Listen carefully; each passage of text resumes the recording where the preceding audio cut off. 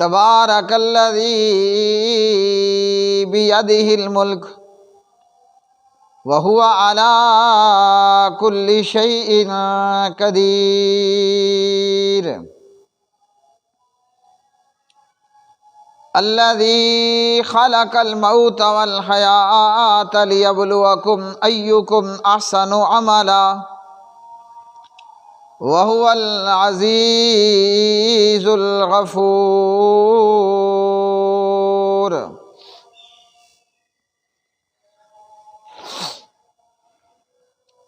اللہم صلی علی محمد وعلی آل محمد کما صلیت علی ابراہیم وعلی آل ابراہیم انک حمید مجید۔ اللہم بارک علی محمد وعلی آل محمد کما بارکت علی ابراہیم وعلی آل ابراہیم انک حمید مجید۔ رب اشرح لی صدری ویسر لی امری واحلل عقدۃ من لسانی یفقہوا قولی۔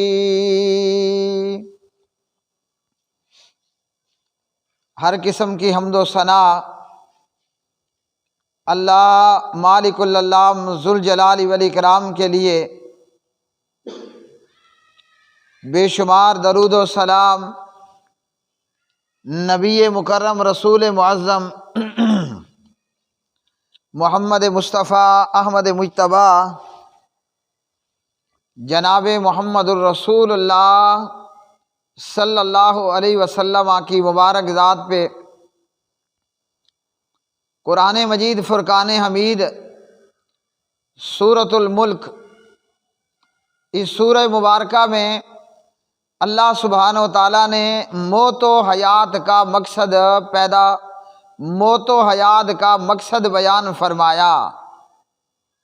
اللہ وحدہ لا شریک نے فرمایا کہ اللہ نے زندگی کو کیوں پیدا کیا اور اللہ نے موت کو کیوں پیدا کیا۔ اللہ وحدہ لا شریک وہ زندگی کا پیدا کرنے والا بھی ہے اور موت کا پیدا کرنے والا بھی ہے۔ جب ہم اس دنیا میں نہیں تھے تو نہیں تھے، پھر اللہ نے ہمیں پیدا فرمایا، پھر اللہ ہر ایک کو اس کے مقررہ وقت پر موت دے گا، اور پھر اللہ موت کے بعد دوبارہ زندگی عطا فرمائے گا قیامت کے دن میں۔ اس قیامت کے دن میں پھر اللہ سبحانہ و تعالیٰ ایک وقت وہ ہوگا جب اللہ موت کو بھی موت کر دے گا، موت کو بھی مار دے گا، موت کو موت ہو جائے گی۔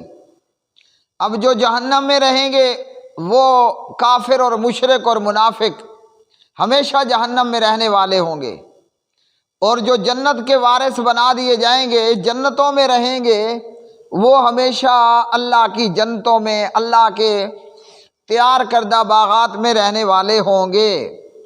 اللہ نے یہ موت و حیات کا سلسلہ پیدا ہی کیوں کیا، یہ بات اللہ سبحانہ و تعالیٰ بیان فرماتے ہیں۔ اور پھر اس موت و حیات کے سلسلے میں کامیاب لوگ کون ہوں گے، اللہ نے وہ بھی بیان فرما دیے۔ ناکام اور نامراد لوگ کون ہوں گے، اللہ سبحانہ و تعالیٰ نے وہ بھی بیان فرما دیے کہ جو کامیاب ہوں گے اور جو ناکام ہوں گے، دونوں کو اللہ سبحانہ و تعالیٰ نے واضح طور پر بتا دیا۔ اب کیا مقصد ہے؟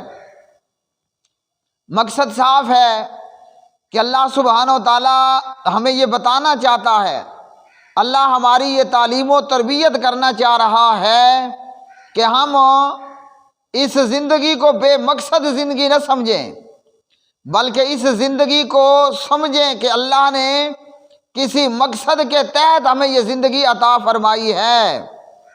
اگر ہم اللہ کے پیدا کیے جانے کے مقصد کو پورا کر لیں گے تو با مقصد ٹھہریں گے اور کامیاب ہوں گے، اور اگر اس زندگی کے مقصد کو ہم نے ضائع کر دیا تو پھر ناکام ہوں گے اور آخرت میں ہمیشہ کے لیے اللہ کا تیار کردہ عذاب ہوگا۔ سورۃ الملک یہ وہ سورہ مبارکہ ہے، سبحان اللہ کے حدیث کے مطابق سنت یہ ہے کہ آدمی رات میں جب سونے لگے تو سونے سے پہلے وہ اپنے بستر پر سورۃ الملک کی تلاوت فرما لے۔ سبحان اللہ، سورۃ الملک کی کیا فضیلت ہے! یہ وہ سورہ مبارکہ ہے کہ اس میں پھر آدمی جب اس سورت کی تلاوت کرے گا تو اللہ سبحانہ و تعالیٰ ایسے آدمی کو قبر کے عذاب سے بھی محفوظ فرما دیتے ہیں۔ اس سورہ مبارکہ کے اندر اللہ سبحانہ و تعالیٰ نے جو کچھ بیان کیا اسے ہم دیکھیں گے کہ پروردگار ہمیں اس سورہ مبارکہ کے اندر کیا بتانا چاہ رہے ہیں اور اللہ وحدہ لا شریک کیا فرمانا چاہ رہے ہیں۔ تبارک الذی بیدہ الملک وَهُوَ عَلَىٰ كُلِّ شَيْءٍ قدیر۔ بڑی ہی بابرکت ہے وہ ذات جس کے ہاتھ میں تمام بادشاہی ہے۔ وہ اللہ کون ہے؟ وہ بادشاہوں کا بادشاہ ہے۔ کیا مطلب؟ کہ اللہ ہی شہنشاہ ہے۔ کسی آدمی کا اپنا نام شہنشاہ رکھنا حرام نام ہے۔ ہاں جی، کوئی بھی ایسا نام کہ اگر کوئی شخص اپنا نام شہنشاہ رکھتا ہے تو شہنشاہ نام رکھنا حرام ہے، کیونکہ بادشاہوں کا بادشاہ شہنشاہ کون ہے؟ وہ اللہ وحدہ لا شریک ہے۔ تبارک الذی بیدہ الملک، بڑی ہی بابرکت ذات ہے وہ جس کے ہاتھ میں تمام بادشاہی ہے۔ اب بادشاہوں کا بادشاہ اور تمام بادشاہیوں کے اوپر کس کی بادشاہت ہے؟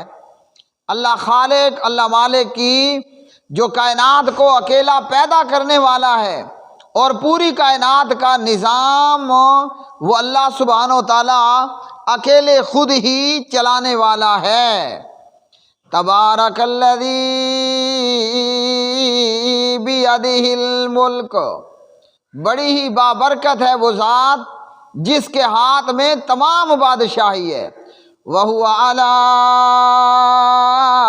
كُلِّ شَيْءٍ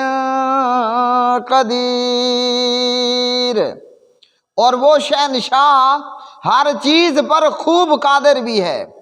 وہ پروردگار جب دنیا کو فنا کر دے، جب اس دنیا کے اندر زلزلہ پیدا کر دے، جب وہ چاہے وہ بارشیں اور سیلاب کا عذاب لے آئے، وہ اللہ اپنی شہنشاہی پر، اپنی بادشاہی پر پوری طرح قادر ہے، قدیر ہے، قدرت اور قوت رکھنے والا وہ ہے۔ دنیا کے بادشاہ، کوئی کسی خطے میں بادشاہ ہے تو کوئی کس خطے کے اندر بادشاہ ہے، اور پھر یہ بادشاہ مرتے بھی ہیں، اور پھر ان بادشاہوں کی مملکت کے اوپر ان کے دشمن لوگ قابض بھی ہو جاتے ہیں، اور یہ بادشاہ ایسے ہیں کہ خود اپنی مملکت کے اندر بھی ان کو پوری طرح اختیار نہیں ہوتا۔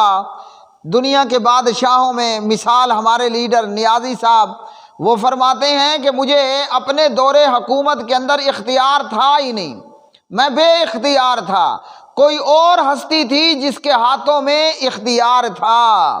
تو اللہ سبحانہ و تعالیٰ کیا ایسا ہے؟ ہرگز نہیں۔ وہ پروردگار تمام بادشاہیوں کا وہ بادشاہ اور شہنشاہ ہے، اور ساری بادشاہیاں اسی کے ہاتھ میں ہیں۔ وہ اللہ سبحانہ و تعالیٰ جس کو چاہے بادشاہ بنا دے، جس کو چاہے اللہ سبحانہ و تعالیٰ راتوں رات ذلیل اور رسوائی عطا کر دے۔ بادشاہیوں کا مالک کون ہے؟ اللہ اکیلا ہے۔ وہ چاہے تو کسی کو وزارت دے، وہ چاہے تو کسی سے وزارت لے لے۔ لوگ کیا کرتے ہیں لوگ یہ کرتے ہیں کہ ہمارے ملک ہی کی تاریخ ہے، میاں محمد نواز شریف بھی اور بی بی بے نظیر شہید بھی، یہ دونوں کسی ڈنڈا پیر کے پاس جاتے اور اس سے ڈنڈے کھاتے کہ اس پیر کے ڈنڈے کھانے سے بادشاہی ملتی ہے، جبکہ کون ہے بادشاہی کا مالک؟ تمام بادشاہیوں کا اختیار اور مالک کون؟ صرف اللہ۔ تو اللہ سبحانہ و تعالیٰ نے کیا فرمایا؟ قل اللہم مالک الملک تؤتی الملک من تشاء وتنزع الملک ممن تشاء وتعز من تشاء وتذل من تشاء بیدک الخیر انک علی کل شیء قدیر۔ بادشاہیوں کا بادشاہ اور بادشاہیوں کا مالک اور تمام بادشاہیاں کس کے ہاتھ میں ہیں؟ اللہ ہی کے ہاتھ میں ہیں۔ اب اللہ جس کو چاہے بادشاہ بنا دے اور جس سے چاہے اللہ بادشاہی چھین بھی لے، چاہے کوئی جتنی بڑی اکثریت کے ساتھ بادشاہ کیوں نہ بن جائے، جب اللہ سبحانہ و تعالیٰ بادشاہی چھین لے کوئی بادشاہیاں عطا نہیں فرما سکتا۔ اللہ چاہے تو خاندانی بادشاہت رکھنے والوں کو فقیر اور منگتا بنا دے، اللہ سبحانہ و تعالیٰ چاہے تو خاندانی فقیر اور منگتے کو بادشاہ بنا دے، وہ پروردگار قادر اور قدیر ہے۔ تبارک الذی بیدہ الملک، بڑی ہی بابرکت ہے وہ ذات جس کے ہاتھ میں تمام بادشاہی، وَهُوَ عَلَىٰ كُلِّ شَيْءٍ قدیر، اور وہ اللہ وہ بادشاہ ہر چیز پر قادر ہے۔ جی دنیا کی تاریخ بھری پڑی ہے کہ اللہ نے منگتوں کو بادشاہ بنا دیا اور اللہ نے بادشاہوں کو منگتا بنا دیا۔ اللہ اکبر، اللہ اکبر۔ اس لیے پیارے نبی صلی اللہ علیہ وسلم ہر نماز کے بعد یہ دعا کیا کرتے، اللہم لا مانع لما آتیت ولا معطی لما منعت ولا ينفع ذا الجد منک الجد۔ اے اللہ کوئی روکنے والا نہیں اگر تو عطا کرے، اللہ بادشاہ بنانے کا ارادہ کر لے تو کوئی اس سے بادشاہی نہیں چھین سکتا، اور اللہ اگر روک لے تو کوئی عطا کرنے والا نہیں۔ بے شمار لوگوں کا کام ہوتا ہے گیدڑ کی طرح آوازیں نکالنا، کوکے مارنا، لیکن وہ بے فائدہ ہے۔ جب پروردگار کچھ عطا کرنا چاہے، کہیں پر رکھنا چاہے، کوئی چودھری آئے، کوئی سردار آئے، کوئی بدماش آئے، کوئی نمبردار آئے، کچھ بھی کسی کا نہیں بگاڑ سکتا کہ جب مالک نے یہ چاہا ہے کہ یہ اس کی ہے یہاں رہے گا، اور جب اللہ نہ دینا چاہے دنیا مل کر کے دے نہیں سکتی، اور اگر اللہ چھیننا چاہے اللہ چھیننا چاہے نہ دینا چاہے دنیا مل کر کے دے نہیں سکتی ہے۔ اور سبحان اللہ سبحان اللہ، اللہ سبحانہ و تعالیٰ اگر کسی پر اپنی رحمت کرے اور عطا کرنا چاہے دنیا اکٹھی ہو جائے وہ روک نہیں سکتی۔ تبارک الذی بیدہ الملک وَهُوَ عَلَىٰ كُلِّ شَيْءٍ قدیر۔ بڑی ہی بابرکت ہے وہ ذات جس کے ہاتھ میں ہے تمام بادشاہی اور وہ ہر چیز کے اوپر قادر ہے۔ ایک تو یہ معلوم ہوا تمام بادشاہیوں کا مالک کون ہے؟ ایک اللہ اکیلا ہے۔ دوسرا سبق یہ معلوم ہوا کہ شہنشاہ کون ہے؟ بادشاہوں کا بادشاہ وہ اللہ وحدہ لا شریک ہے، اور وہ پروردگار ہر چیز پر قادر ہے، قدرت رکھنے والا، اور وہ قوت اور طاقت رکھنے والا ہے۔ الذی خلق الموت والحیات لیبلوکم ایکم احسن عملا وہو العزیز العزیز الغفور الذی خلق الموت والحیات، اللہ پروردگار نے موت کو بھی پیدا کر دیا اور زندگی کو بھی پیدا کر دیا۔ ہاں جی، یہ موت و حیات اللہ نے کیوں پیدا کی؟ وہ اس لیے لِيَبْلُوَكُمْ أَيُّكُمْ أَحْسَنُ عَمَلًا،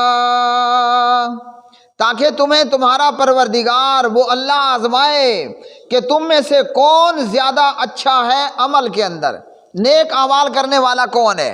میرے پیارے بھائیوں، جب ہم اپنے باپ آدم علیہ السلام کی پشت میں تھے، پشت میں ہونے کا مطلب یہ ہوتا ہے یخرج من بین الصلب والترائب، یخرج من بین الصلب والترائب،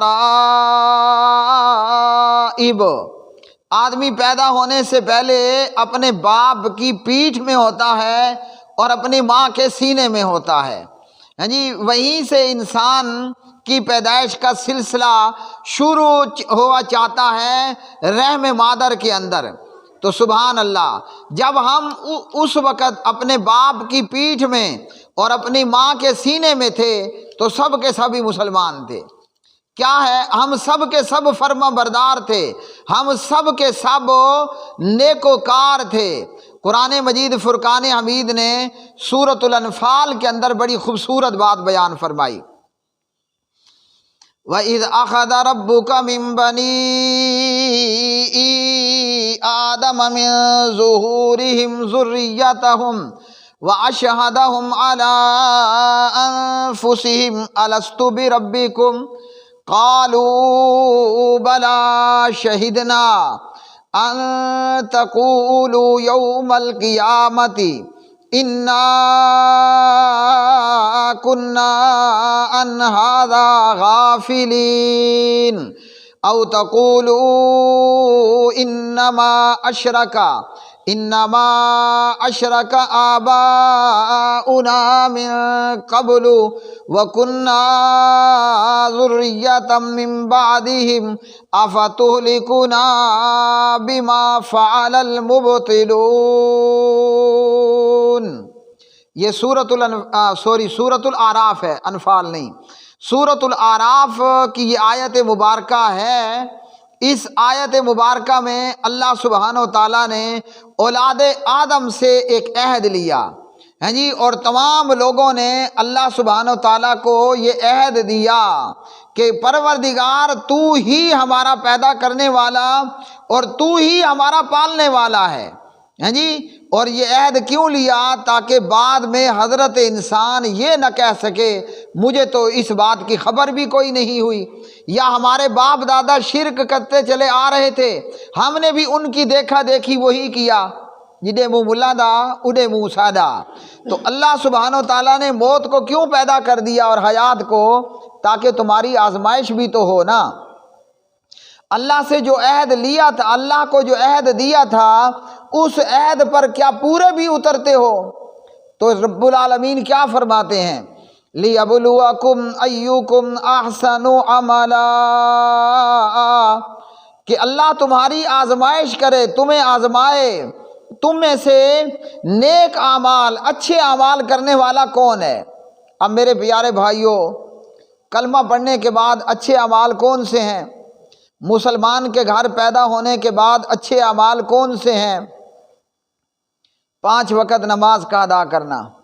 رمضان کا مہینہ آ گیا، عاقل بالغ کے اوپر رمضان کے روزے فرض ہیں، روزوں کا ادا کرنا۔ یا وہ بچہ یا وہ لڑکی جس کی عمر 15 سال ہو چکی ہو اور مینسز شروع ہو چکے ہوں، رمضان کے روزے رکھنا۔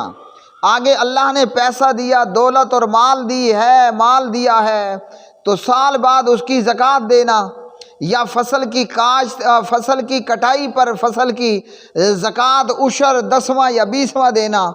اللہ نے صحت بھی دی اور پیسہ بھی دیا، زاد راہ بھی ہے، زندگی میں 1 مرتبہ بیت اللہ کا حج کرنا، ٹھیک ہے جی۔ یہ ہیں نیک اعمال۔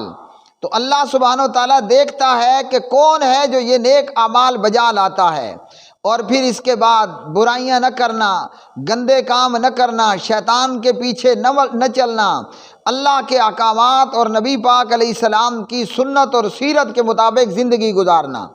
ہاں جی، کہ اللہ سے ہی سب کچھ ہونے کا یقین، اور اللہ ہی نفع نقصان کا مالک، اور غیر کے ہاتھ میں کوئی طاقت نہیں ہے۔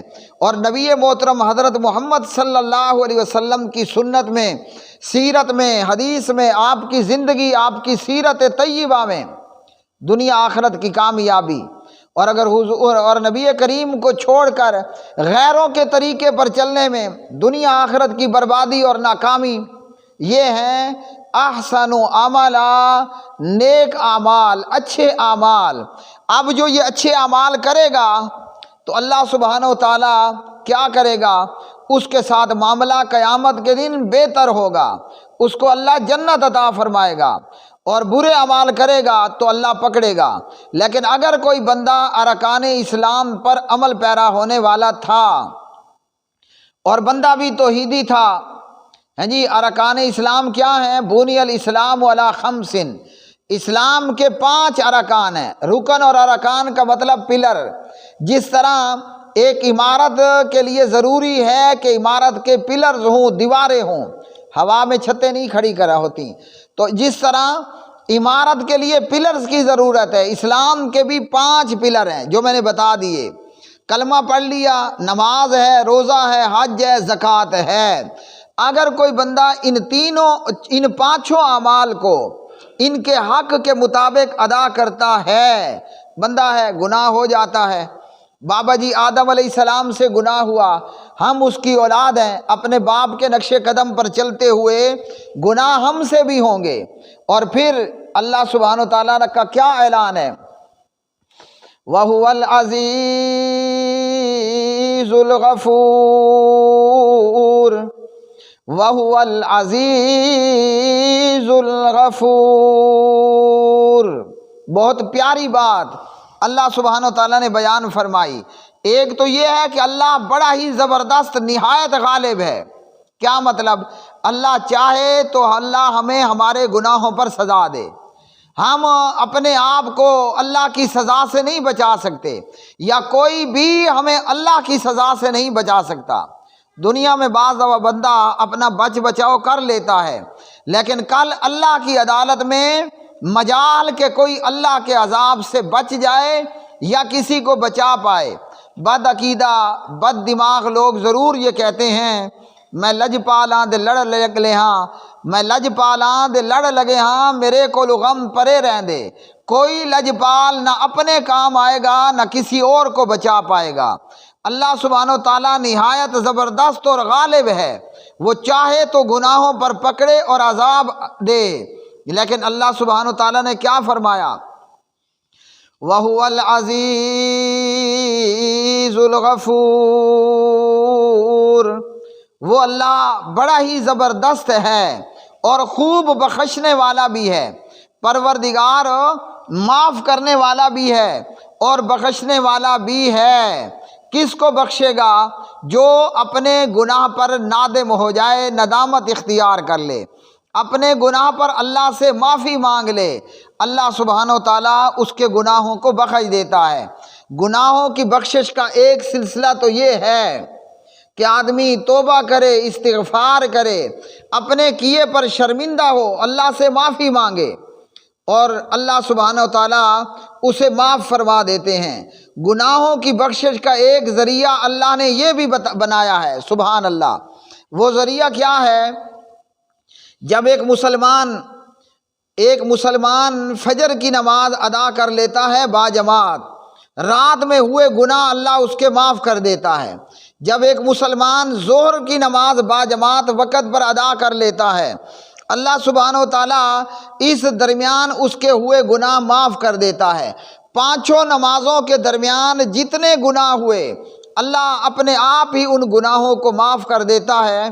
قرآن مجید فرقان حمید نے بتایا کہ جو نیکیاں ہیں، ان الحسنات یذہبن السیئات، نیکیاں گناہوں کو مٹا دیتی ہیں۔ نماز بہت بڑی نیکی ہے۔ جب بندہ پانچوں نمازیں ادا کرتا ہے با جماعت، اللہ اس درمیان میں ہوئے گناہ مٹا دیتا ہے اور ختم کر دیتا ہے۔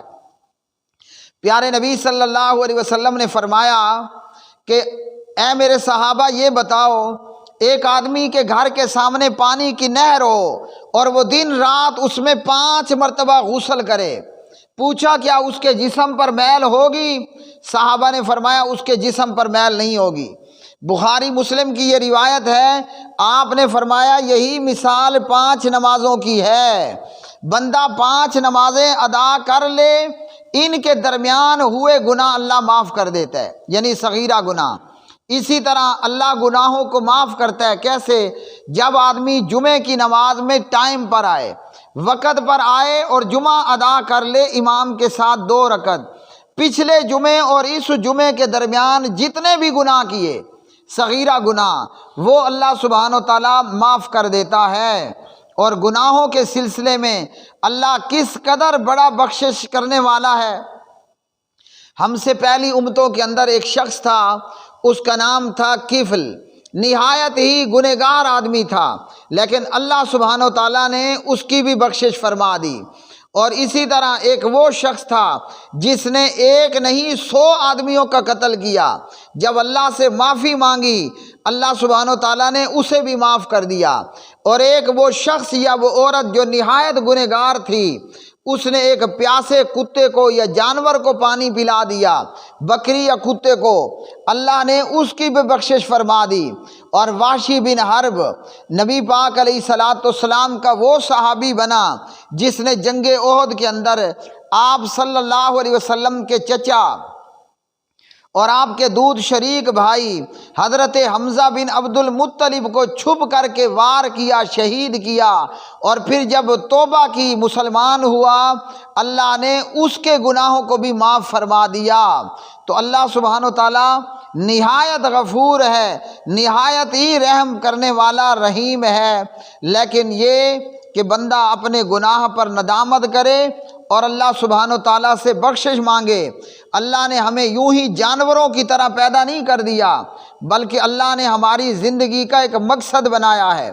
اگر اس مقصد میں کامیاب ہوئے تو اللہ سبحانہ و تعالیٰ نے پھر جنت بنائی ہے، اور اگر اس مقصد میں ناکام ہوئے اللہ نے جہنم بنائی ہے۔ اللہ ہمیں جس مقصد کے لیے اللہ نے ہمیں پیدا فرمایا، پروردگار اس مقصد پر پورا اترنے کی توفیق عطا فرمائے۔ اقول قولی ھذا استغفر اللہ لی ولکم۔